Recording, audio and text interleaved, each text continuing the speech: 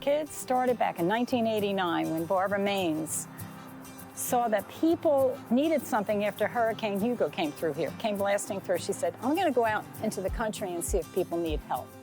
So she grabbed her sister and a friend and they went out, only to find that a lot of children were out there hungry, actually dumpster dumping. So she said, something's got to be done about this. And that's how she started it. They started with like 200 children, and we're over to 2,500 children every week that we feed.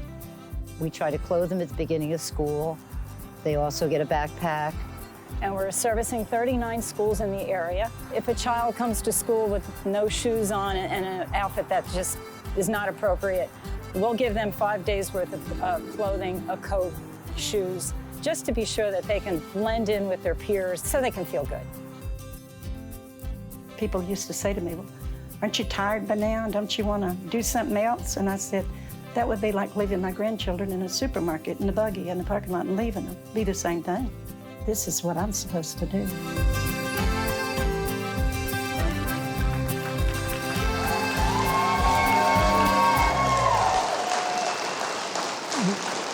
With me tonight is the founder of Help for Kids, Barb Maines. Barb, welcome. We're happy to have you here. Thank you. I'm glad to be here. It is so cool what you've been doing, and you've been doing it for 30 years, which I find just incredible. I'm sure there were times when you thought, how long can I keep doing this? But you just seem to be wanting to continue and never stop. I do. Every birthday, I ask God for 20 more years.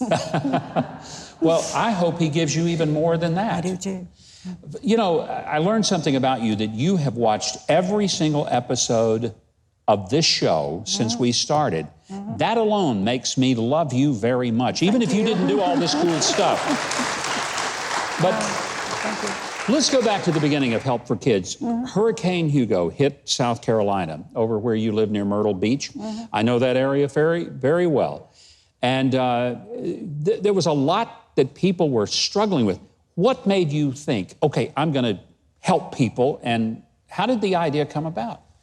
Well, a couple of friends, my sister and I, and a couple of friends, our houses didn't get damaged. And we were right in Garden City, so we decided we'd go out and do something. Well, what we didn't realize, I'd been there for 10 years, but what we didn't realize that Myrtle Beach is beautiful and that, but within 10 miles outside of Myrtle Beach, it was like a third world country. And there were a lot of people, and they were devastated. Their homes were destroyed. They didn't have anything to lose, but they'd lost everything they had. That's a powerful way to say it. Nothing to lose, but they lost everything they didn't have. One of the things you've done is put backpacks for children.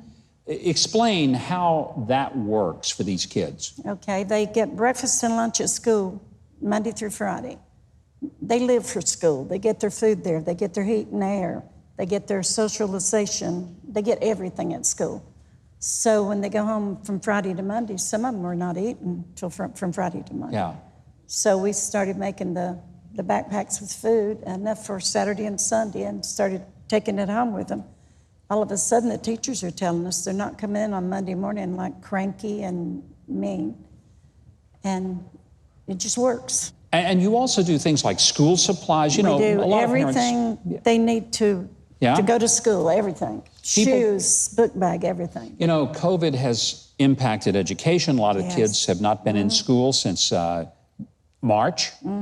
What happens to those kids when they can't get to school? Well, we started on March 16th, as soon as the school shut down. They said, well, we're going to have food at school. They can come get it. They can't come get it. They live on dirt roads. They don't have any cars. So we started a delivery service, and since March 16th, we've delivered every week to over 700 families. The regular bags we give them for the weekends. Wonderful. And groceries. God bless you. You know, for 30 years, there are a lot of kids. Some of them now are grown. They have their own families. Have you ever had a kid come back to you and run into you? A lot of kids come back, That to me has got to be one of the most gratifying. It is, and we've sent kids to college. We follow them all the way to college. We tell them when they're, you know, and we have kids volunteering now that we sent to college. That is a beautiful story. Barb, I'm so glad that you are here. I'm even more glad that for 30 years you've been doing what you're doing. And you deserve to be Huck's hero. You deserve to be everybody's hero. Thank you. God bless you. Thank you. you. Thank Barb you. Maines. Yeah.